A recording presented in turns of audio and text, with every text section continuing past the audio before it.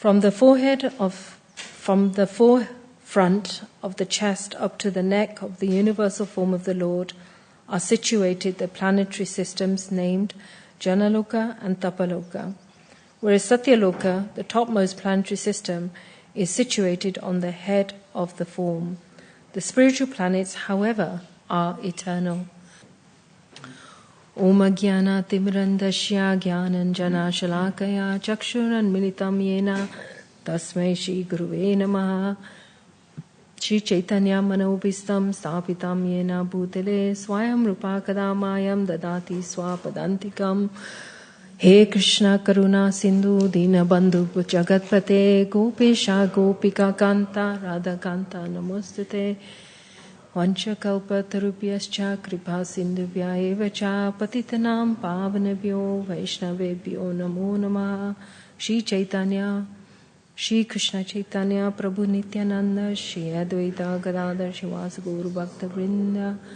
Hare Krishna Krishna Krishna Hare Hare, Hare Ram, Ram Ram, Hare Hare. I forgot that one of the verses, He Krishna Karuna Sindhu Dina Bandhu Jagatpate Gopisha Gopika Kanta Radha Kanta Namastate. So once again, asking for the blessings of the devotees, for forever indebted to all the devotees who brought me into Krishna consciousness, the devotees who nurtured me, the devotees who have taught me about the scriptures, the devotees who pray quietly and silently for others, the devotees who only see the good. The devotees are so merciful that they look after the deities, they serve the deities, they cook, they feed, they clean the toilets.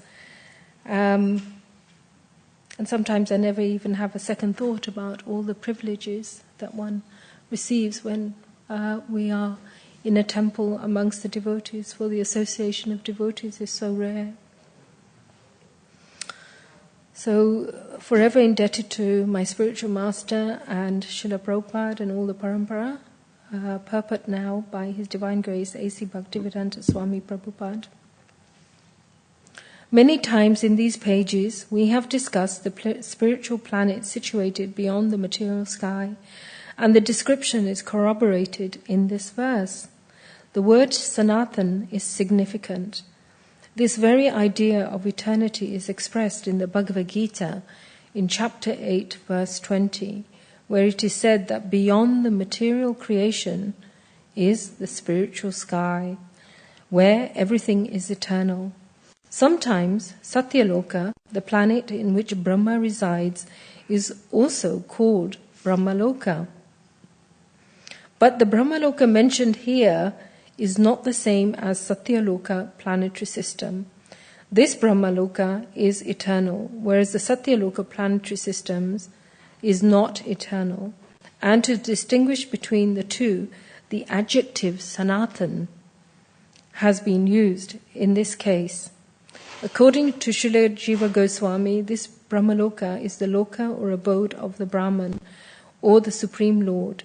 In the spiritual sky, all the planets are as good as the Lord Himself. The Lord is all spirit, and His name, fame, glories, qualities, pastimes, etc.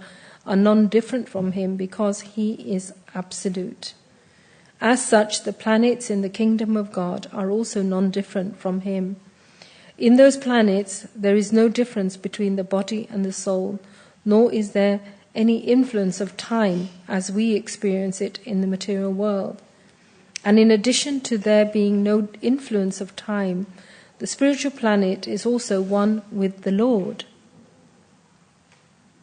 And therefore the Vedic aphorism, Eka eva vidyityam, is fully realized in the Sanatan atmosphere of spiritual variegatedness.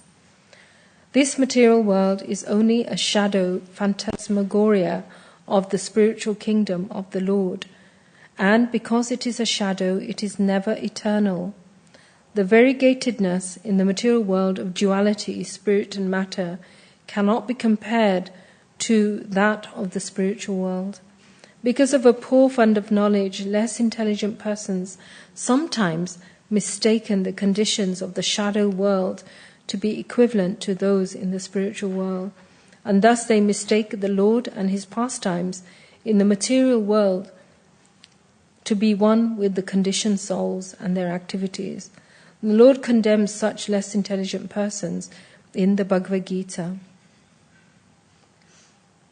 In the Bhagavad Gita, chapter 9, verse 11, Avajanati mam muda manusham tanam asritam param bhavam ajananto mam bhuta maheshwaram. Whenever the Lord incarnates, he does so in his full internal potency, Atma Maya, and less intelligent persons mistake him to be one with the material creations. Srila Sridhar Swami, therefore, rightly commenting on this verse, says that the Brahmaloka mentioned here is Vaikuntha, the kingdom of God, which is Sanatan or eternal, and is therefore not exactly like the material creations described above. The Virat, universal form of the Lord, is an imagination for the material world. It is nothing to do with the spiritual world or the kingdom of God.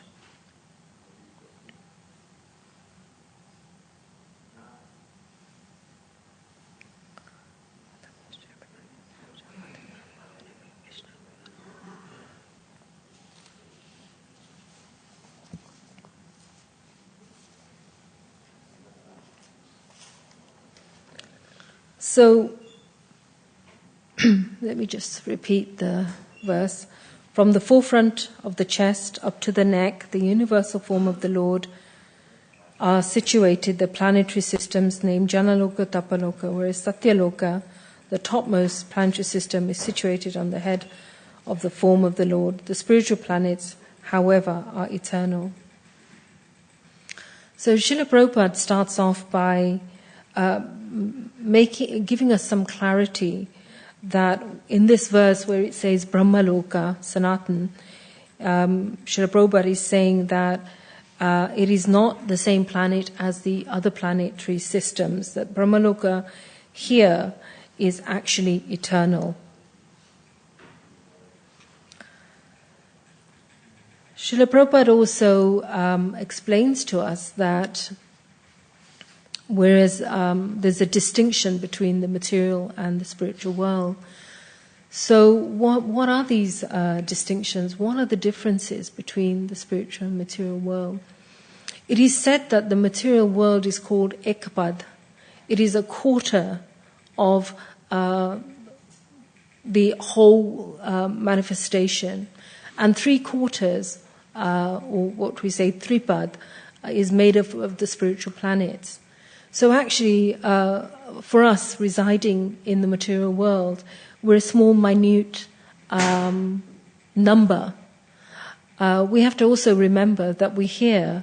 The material world is almost like a prison house. So the prison house with duality, with illusion, we're forced down. The soul is actually, here it says that the soul is... whilst we know our soul is eternal, due to our envy, we are no longer do we want to stay in the material world, no longer are we entitled, we don't have the haq anymore to be in the material world. So as soon as we come down into the material world, we are forced down by the mind, which is in the mode of goodness. Then we are forced down by the intelligence, which is in the mode of passion, and then the false ego, which is the mode of ignorance. And so the soul is completely entrenched and encased in a false identity. And of course, we experience disease, old age, death, and we're subjugated to time and karma. As Srila Prabhupada said in the purport that we're not subjugated to time in the spiritual world. The lokas, the three aspects of the planets, the 14 planetary systems, the heavenly planets, the middle planets, and then the hellish planets, they are called trilokas. And it's defined by a trishul. A trishul is like a fork. And you can often see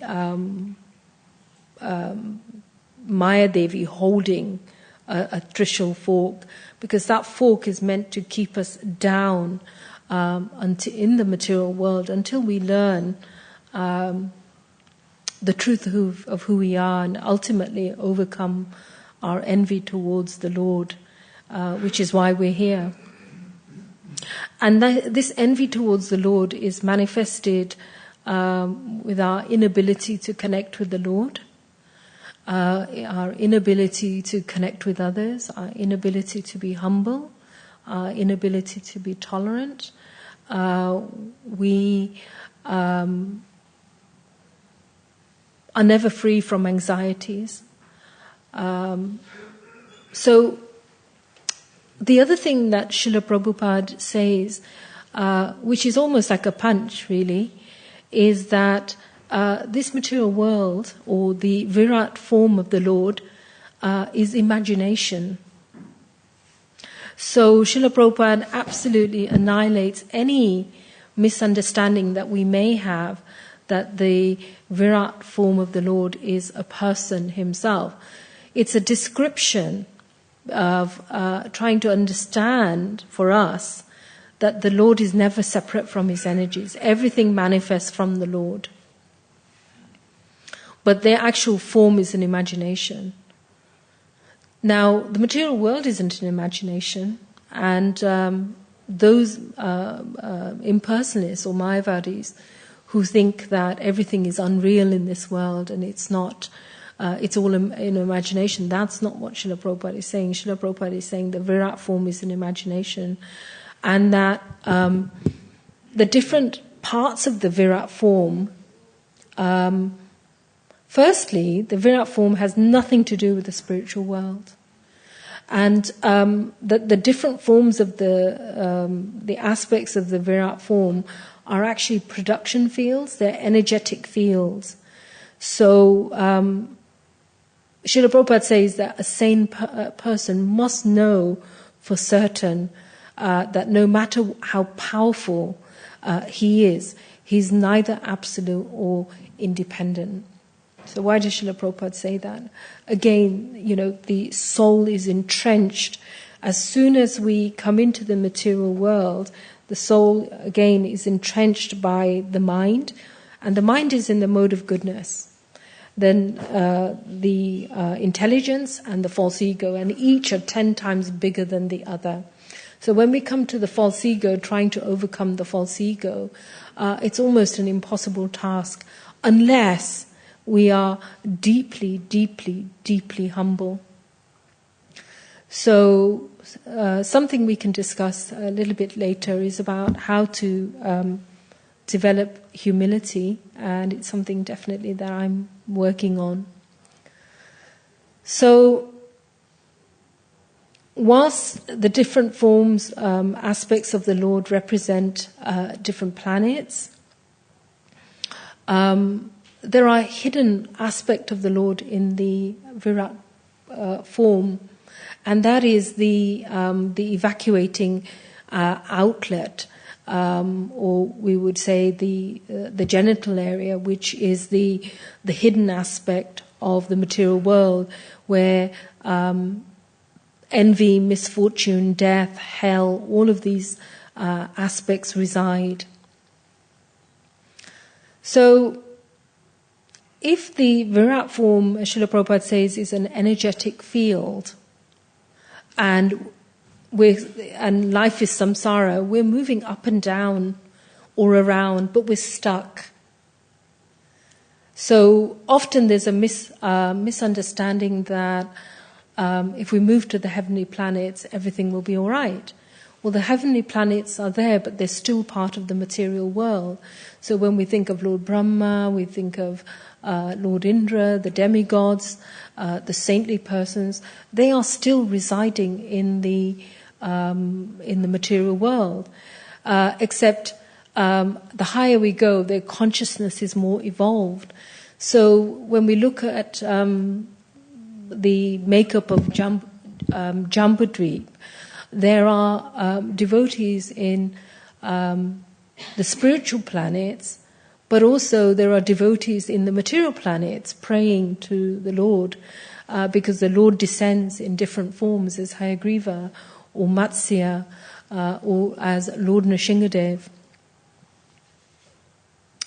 So what is the difference between the spiritual world and Vaikuntha and the material world? So I thought I would just share a little bit about what is the difference in the material world.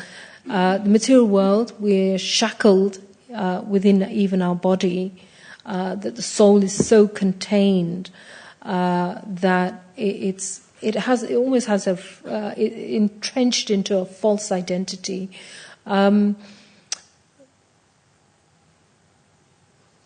Birth, death, old age, disease, death is present in the material world, whereas the spiritual world, it's 3/4 of the manifestation, so it's a huge aspect, and we're just a minority of what we call criminals in the material world, trying to lord over material nature and our senses.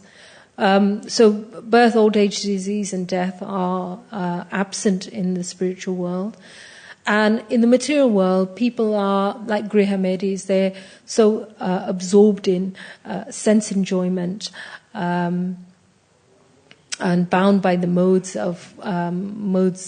and false ego. So when the Lord is creating, false ego and goodness create the demigods, the different directions, and the mind. The false ego and with the mode of passion, we have the intelligence and the sense organs, and then false ego with ignorance are the elements, earth, air, fire, water, ether. So where false ego, in everything that we function, there is an element of false ego within us, but also the materials are made with the combination of false ego. Our feeling, our thinking, our willing will be always perverted. So, and of course we are so indebted to not just the people who give us birth or the people who we're indebted to who put us on a spiritual path, but we're also indebted to the demigods because at the time of death, we have to give over the various senses and sense objects back to the demigods. In the material world, most people are not inclined to the Lord, whereas in the spiritual world, everyone is inclined. The nature of the soul is in the material world, we want to lord over everything. This false illusion of I, me, and mine. I think I shared with you in the last class how, as a young child, I thought I was very entitled to everything. But that's because you think, well, a child is innocent. But actually, we've had so many lifetimes, and when the body dies, the soul carries on with the mind, the intelligence, the karma, all of that.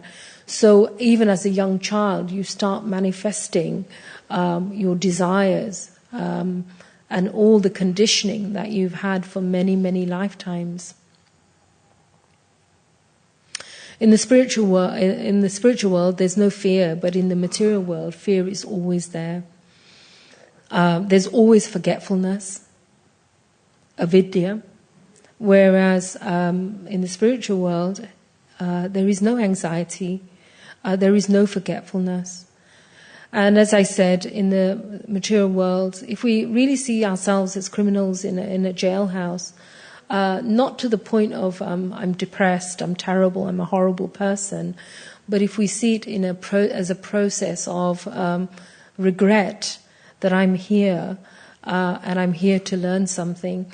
And of course the false ego, even if we're following the path of Narada Muni as devotees, wanting to alleviate the suffering of others, glorify the Lord, His form, His pastimes, and be enlivened, within even that joy, sometimes envy can come in, and the false identity that, look at me, look at how great I am. So,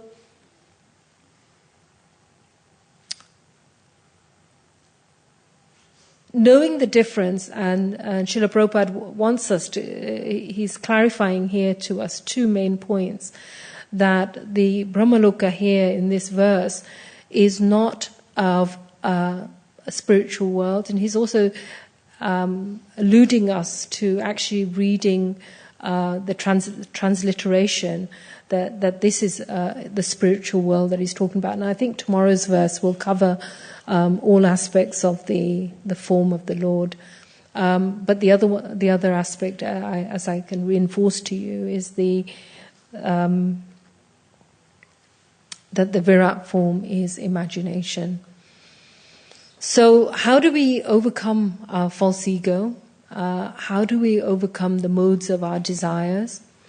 And I thought I'd share with you one of the prayers from the residents of Jambudweep.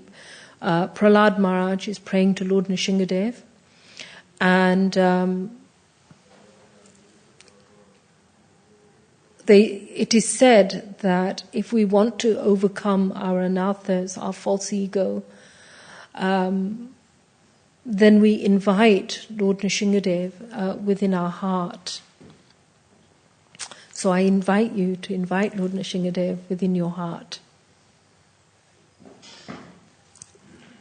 Om Namo Bhagavate Nrshingaya Namaste Jastejas Aviravirbhava Vrajana Kravajatam Straya Kamasayan Randaranda Tamograshikasha Abhayam Apayam Atmani Bhuishta Om Shram.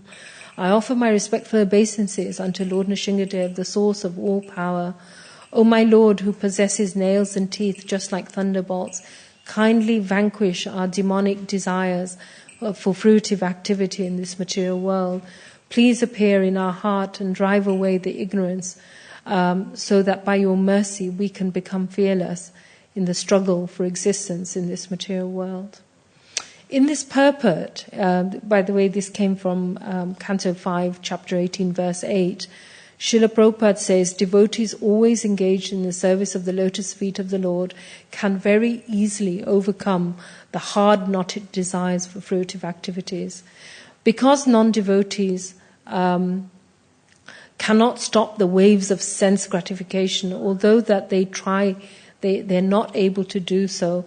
Therefore, they're advised to worship the Supreme Personality of Godhead as Krishna, the son of Vasudev. Krishna Vasudevaya Hare Paramatmane Pranat Kleshnashaya Govindaya Namo Namaha. So Srila Prabhupada is saying, by worshipping Krishna as Vasudev, then he's in everyone's heart. And therefore, then we can see the Lord present in everything. I wanted to talk a little bit about, the hidden aspects of the organs of the Lord. Why are they hidden, and why are they the inauspicious aspects? So this is about personal self-reflection. Where do I feel that I fit in right now in the material world? And where do I think my destination is headed? So if we look at that aspect where it's an activity of inauspiciousness, whilst the Vaikuntha planets are never annihilated, the material planets are annihilated, and we go into a deep sleep, and then at the beginning of creation we come back. And we know that because Lord Brahma, when he's creating his sons like the four Kumaras, Narada Muni, the Manu, he's created them, but alongside them are also the demons of irreligion, falsity, irreligion, falsity, lust, anger, greed, cunning, bluffing, cheating, hypocrisy, quarrel, harsh speech, fear. And I think I've covered most of them. So often we can see those issues in other people. We know when someone's been bluffing at us, or someone's been a bit cunning, or someone's lied to us. But actually, when we see that, we should be able to reflect that actually whatever somebody's reflecting, not to take that too personally, but to see within our own hearts where and how these inauspicious activities are taking place within our own heart. So, unless we overcome all those demons, because there are demons, they become a form within us, that no matter how hard we try, we're chanting, we're following the 4 regulative principles, we're giving service, but the anger jumps in, or the lusty feelings jump in. You can't just help but being cunning or capricious. Therefore, it's one of those things that we shouldn't feel so deluded that we don't need to work on ourselves. Srila Prabhupada has given us the process, following the 4 regulative principles, chanting, giving service, following morning program routine. But at the same time, we have to work on our anarthas. So how do we overcome false ego? With deep humility. And how do we acquire deep humility? Sometimes we can acquire humility by, falsely saying, "Oh, Haribol, we can do it capriciously." But actually we can realize how humble we are when we are triggered by things, even if we disguise it. If we're triggered by something, then we know that there is something to work on.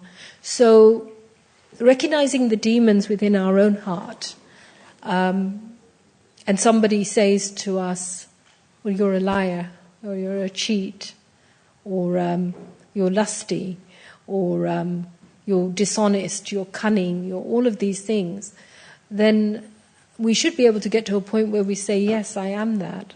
I am that, I am that, I am that, I am that," because I see all of those things within my heart. Then we can develop deep, deep humility, because there is nothing that is going to surprise us. So Srila Prabhupada says that if we worship Lord Nrsingadev and invite him within our heart, then he can help us vanquish the demons within our heart. Shri Radha Gokulananda, Sitaram Lakshman Hanuman, Gaur Nitai, Srila Prabhupada. Jai. So, and how do we develop this humility, this deep, deep humility? By, we've said, noticing our anarthas,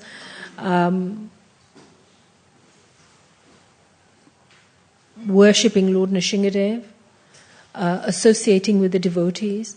And of course, associating with the devotees is wonderful, because we shouldn't be surprised. We all have collective karma, so we will be triggering each other at the same time. But isn't it wonderful that in the association of devotees, we can learn so much about ourselves? We can read. Srila Prabhupada says that if you really want to know me, read my books, give service, notice all the conflict and contradictions that are coming up in your life, knowing that when we can really overcome the false ego and our false humility, that we will be able to really deeply connect with the Lord. Srila Prabhupada tells us that whilst the Virat form is an imagination, the Lord who is worshipped in the authorized form as a representative of the deity form, but also in the Bhagavad Gita, Srila Prabhupada says that, foolish Mudas, they misunderstand the Lord as an ordinary person is not an ordinary person. And an ordinary person couldn't create the whole cosmic manifestation. An ordinary person couldn't create multiple universes, so many spiritual planets, including Goloka. So what's the difference between all the spiritual planets, the Vaikuntha planets, and also Goloka Vrindavan? The difference is the bliss and the personal loving service that the devotees experience and give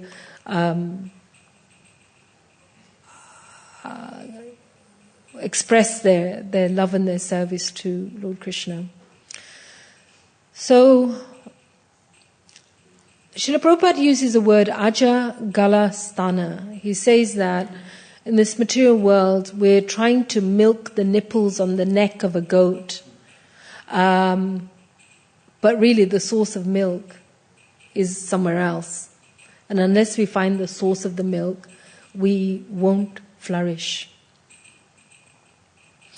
So if the Virat form of the Lord is an imagination, and in that we experience Adhyatmic, Adhidevik, Adhibodhik kleshas, then what is it that lifts us out from this Virat form, this material world that we're entrenched in, by actually glorifying the Lord, His form, His pastimes, His paraphernalia, because the Lord's body, His form, His pastimes, everything contains the bliss that we are seeking, except we're seeking the right thing in the wrong place.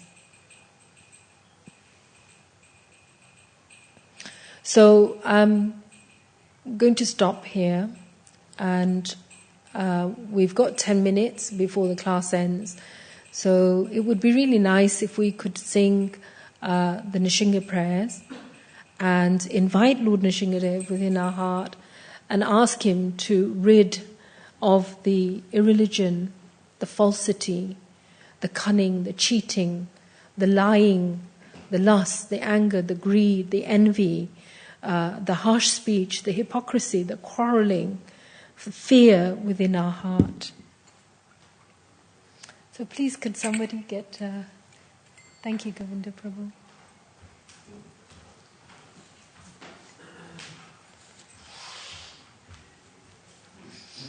And of course, Srila Prabhupada wanted us to always think of Lord Nishingadev, to protect us, but to also protect us from ourselves, because the only thing that's going to trip us up is ourselves. So, thank you. Anyone got a... Oh, we've got the... Thank you.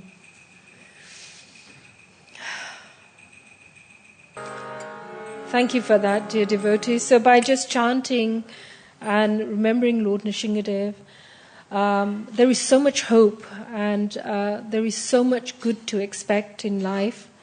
And somehow or another, by taking shelter of Lord Nishingadev, he can remove all the inauspicious things within our heart. And finally, just to conclude, Srila Prabhupada says in this verse that the Virat Purush is imagination, it's fields of energy, and that the Brahmaloka cited in this verse is the spiritual world. So it's 25 past. Does anyone have any questions? Or any comments? Or reflections? Yes, Prabhu? Thanks for class, by the way. Can we just say then the Virat Rupa, which is shown to Arjuna, is just kind of hallucination? Doesn't exist. It's not real. It's like sort of like LSD trip or something. Yeah. That Arjuna was affected only because he he believed in it. But Duryodhana, for example, when he shown similar form, he was not affected because he didn't believe. So in that sense, if devotees want to see, Krishna can kind of display this kind of hallucination, but actually there's no base of it. In that sense, what Arjuna saw is just kind of hallucination. From my understanding of what Srila Prabhupada says is that the actual Purush is an imagination, but what goes on in those energy fields is not an imagination. Yeah. So what Arjuna saw wasn't imagination. He saw all aspects of the Lord, and that wasn't imagination. Neither is our existence imagination. Yeah, it means all things exist, which is so, but this kind of, you can say, like painting picture, like kind of symbolic in one sense. Of course, everything exists, all what is so, all energies, but this kind of form is kind of fabrication. Yeah. I mean, my understanding is that we see the form of the Lord and the Lord's hair, the description of the Lord's feet, the Lord's body. That has so many other descriptions as well. I think the takeaway that we can have from that is that the Lord is an imagination, and everything material and spiritual emanates from the Lord. And the wise who see the Lord in everything have the right vision. So the devotees always have the right vision, that they see the Lord present in everything. Like if you have all ingredients of tons of stuff and you give to kid and he creates some format of it, all things are real ingredients, but form he makes is according to his imagination. I mean, I just try to connect with it's real, but it's not real. Well, there's also the illusion, isn't it? We're always praying for the Lord to remove the illusion. And of course our illusion is based on fear, anxiety, all of those things. So I don't know if anyone else has anything they can add. Would anybody like to add anything? Yes?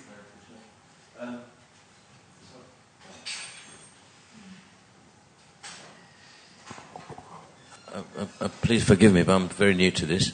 But isn't the idea that we ourselves are trapped in that illusion? So even in the physical form in this body, the minute we start thinking we are the body, we have started living in that illusion.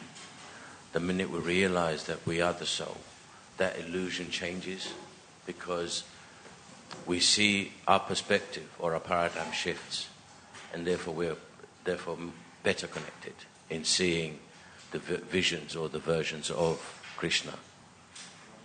Does that make sense? Yeah, absolutely. And the thing is, when the soul is entrenched in a false identity of the false ego, the senses, the mind, the intelligence, as Prabhupada says, it all becomes perverted. So thank you for that.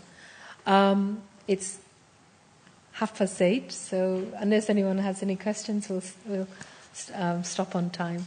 Srimad Bhagavatam ki Jai, Srila Prabhupada ki Jai.